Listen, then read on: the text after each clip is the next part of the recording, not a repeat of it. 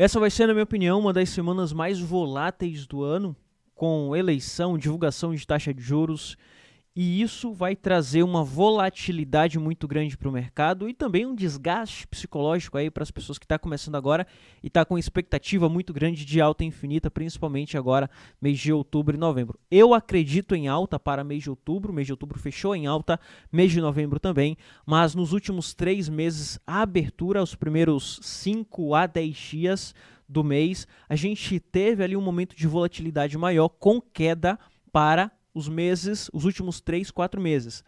Agora, mês de novembro, a gente pode ter a mesma coisa acontecendo, só que a minha expectativa é para um fechamento positivo, um fechamento em alta, mas não em alta infinita, como muita gente acredita. Óbvio que acredito em uma alta exponencial, uma alta que pode chegar a 20, 30, quem sabe 40%, mas não necessariamente uma alta com Bitcoin indo para 200, 300 mil dólares por unidade, onde já estou vendo algumas pessoas falar aí no mercado, tá bom? Hoje quero mostrar aqui para você o que pode acontecer pro decorrer dessa semana, porque você precisa se manter mais calmo, mais tranquilo aí essa semana, evitar estar olhando muito o gráfico, porque a gente vai ter muita volatilidade para o decorrer dessa semana com diversos acontecimentos aí para essa semana, tá bom? Então vamos lá que eu quero estar trazendo aqui para vocês algum desses acontecimentos, informações importantes. Quero começar com notícia boa, notícia positiva para manter vocês calmos aí, tá? O meu foco aqui é sempre trazer oportunidade para vocês e mostrar para você que o mercado ele vai te proporcionar oportunidade desde que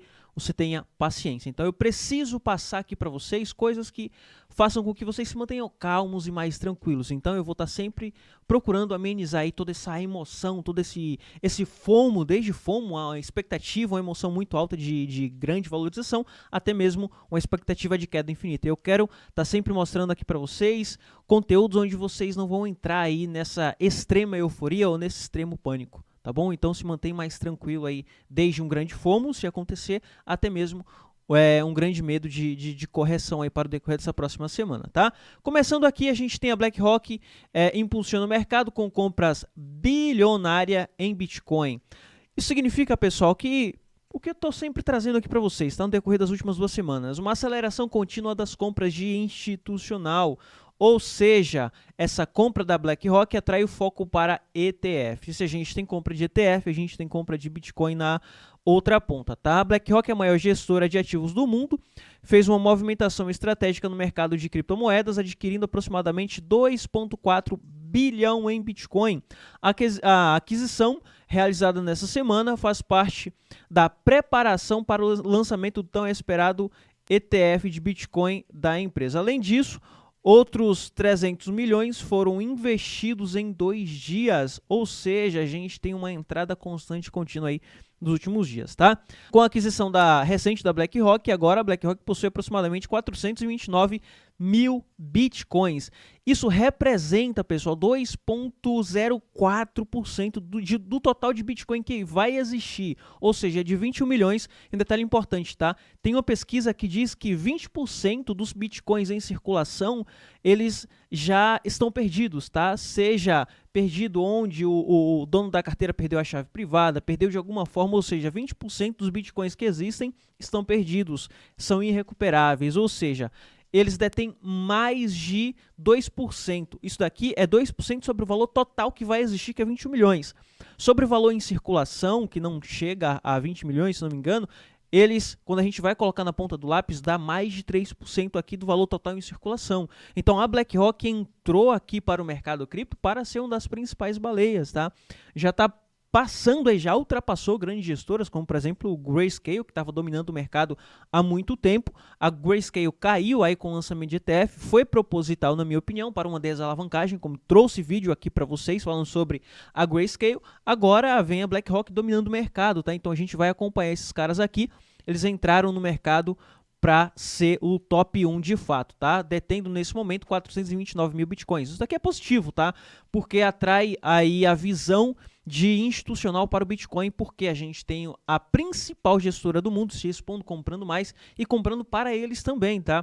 Eles compram através do ETF deles, investimento deles, o lucro deles que eles têm sobre a empresa BlackRock, eles pegam parte desse lucro e recompra do próprio ETF, assim como eles aumentaram a exposição deles em 5,2% lá na MicroStrategy, tá? Então eles estão se expondo também, ou seja, além de ter mais dinheiro entrando em ativos subjacentes ao Bitcoin, que lá na frente vira Bitcoin, eles também estão atraindo mais investidores para isso, tá? Essa semana vai ser uma semana volátil, como tinha passado aqui para vocês. A gente está falando de uma semana onde a gente vai ter ali taxa-alvo do Federal Reserve, tá? Taxa de juros, tá? A gente vai ter coletiva de imprensa, a gente vai ter declaração do FONC, a gente vai ter muita coisa acontecendo. Uma expectativa de diminuição de 0,25 para as taxas de juros, vamos ver como que vai acontecer. O mercado não está olhando muito isso daqui, mas isso daqui lá na quinta-feira vai ser muito importante. Hoje não muito, porque as eleições aí, a gente tem todo mundo acompanhando as eleições, ninguém está falando sobre taxa de juros. Mas quando chegar ali quarta-feira ou quinta-feira, quando começa a esfriar notícia de eleição, obviamente a eleição vai perdurar para o decorrer de toda essa semana, mas chega ali na quarta e na quinta-feira, isso daqui começa a esquentar, tá? Essa notícia de declaração de taxa de juros vai ter um peso aí sobre o mercado. Depois, a gente tem um acontecimento que passei aqui para vocês no decorrer da semana passada. Quem lembra disso daqui, ó, falei para vocês que isso daqui ia aparecer. A gente teria um outflow, precisávamos de um outflow no mercado para a gente ter uma correção aqui no Bitcoin, ou seja, recapitalização de institucional e das pessoas que estão comprando e estão sobrecompradas, tá? A gente teve esse momento onde o Bitcoin saiu desse fundo aqui, veio para esse topo, uma resistência muito importante. Tinha passado para vocês que precisávamos dessa correção com o outflow, ou seja, mercado se recapitalizando porque está sobrecomprado, dinheiro volta a entrar, depois corrige de novo com o outflow, precisa acontecer isso daqui, não que vai acontecer, mas precisa porque se não há a recapitalização, eles não voltam a arrecadar mais dinheiro e as compras elas vêm só diminuindo aqui sem o outflow, sem a recapitalização, chega lá na frente a gente vê um outflow absurdo, um outflow bem grande, tá? Como esse cara aqui, olha só, veio caindo, simplesmente despencando as compras, depois um outflow, ou seja, despejo, uma queda mais expressiva, tá? O que a gente está vendo aqui é um aumento, se a gente está vendo um aumento, a gente precisa de 1, 2, 3, uma semana, 2 semanas de outflow, para que a gente tenha essa recapitalização e o volume continue aumentando, as compras continuem aumentando, como está acontecendo aqui, tá bom? Então, a recapitalização normal aí, na minha opinião, correção aqui até o momento normal, na minha opinião, para recapitalização, para depois pegar impulso e continuar subindo rumo a novas altas máximas históricas, tá bom? Depois a gente tem aqui uma informação bem importante, market cap dos ETFs. Isso aqui é muito importante, tá, pessoal? Por quê? Lá atrás a gente tinha essa região aqui em market cap, em valor de mercado, em capitalização de mercado dos ETFs, segurando aqui nessa zona, nessa região que a gente considera como uma região de resistência em aproximadamente 63 a 65 bilhões. Nesse momento ele começou a subir de uma forma estruturada e está batendo recordes históricos aqui em capitalização de mercado ou market cap. Isso daqui é muito importante a observação, tá? Porque mostra pra gente que pode continuar subindo, obviamente pode corrigir um pouco, como aconteceu no passado, volta um pouco aqui o seu valor de mercado para continuar subindo com o alto interesse das pessoas sobre os ETFs. Isso daqui médio prazo, tá? Quando a gente vai lá para o curto prazo, no curto prazo aí é outra história. Por quê? No curto prazo a gente está falando do que pode acontecer hoje, do que pode acontecer amanhã, do que pode acontecer até quarta-feira, quinta-feira aproximadamente. Nesses próximos dias, 2, 3 dias aí, a gente pode ter uma volatilidade a mais com o mercado indo buscar regiões de liquidez. Como por exemplo, a gente tem liquidez aqui em 72. O mercado pode vir em 72, busca essa liquidez em 72, depois liquidez volta para 68, 69. Preço volta para 68, 69, liquidez sobe para 70, ou simplesmente explode lá em 73 em liquidez, preço vai lá em cima buscar. Então a gente pode ter esses momentos de agulhada, ou seja, de volatilidade, como comecei a falar aqui no vídeo. Nos primeiros minutos de vídeo falei sobre a volatilidade do mercado, isso pode acontecer. E para o preço dar uma sequência rumo à alta máxima histórica, a gente precisa de volume, tá, pessoal? Olha o que está acontecendo aqui. A gente teve o preço subindo, olha a escadinha que formou aqui, a grande estrutura. Chegou aqui muito próximo de romper a alta máxima histórica. Só que olha o que aconteceu com o volume.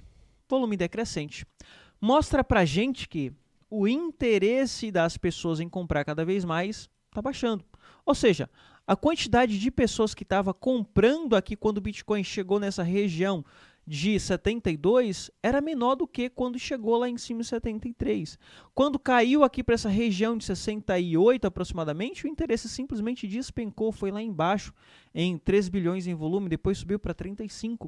O que eu quero dizer com isso é que para a gente romper a alta máxima histórica, a gente precisa do preço saindo dessa região aqui de 50 bilhões. Continuo insistindo aqui sobre essa visão de volume, tá? Ele precisa sair aqui dessa região, ou seja, de alguma forma o volume precisa subir e romper a região de 50 bilhões para que a gente tenha o rompimento da região de 73 mil dólares por unidade, isso no preço.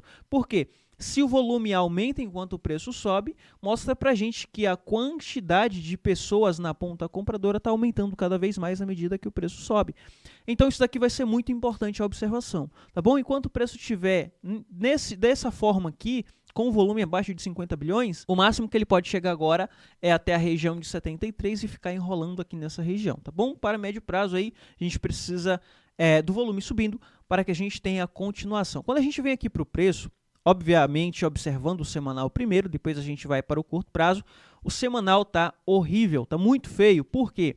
Olha o fechamento da semana passada.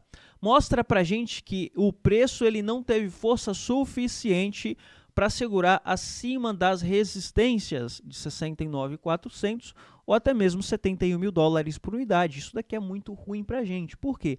Se não teve força suficiente para segurar acima dessas regiões de resistência, o que a gente pode esperar agora é uma correção, porque a gente não teve compradores suficientes para segurar o preço. Então esses compradores eles estão simplesmente se abstendo.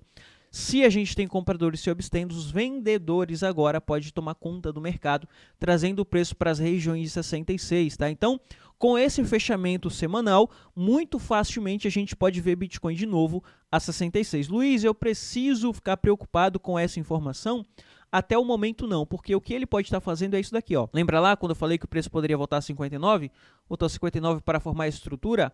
A estrutura foi até lá em cima em projeção em 73, bateu certinho. Agora ele pode voltar para formar a estrutura aqui em 66.400, tá? Então, se acontece lá, independente do que aconteça nos Estados Unidos para as eleições, eu acredito que Trump ganhando ou Kamala Harris ganhando, a gente vai ter a continuação do ciclo, tá? Muita gente está acreditando que para o ciclo continuar precisa necessariamente que o Trump ganhe.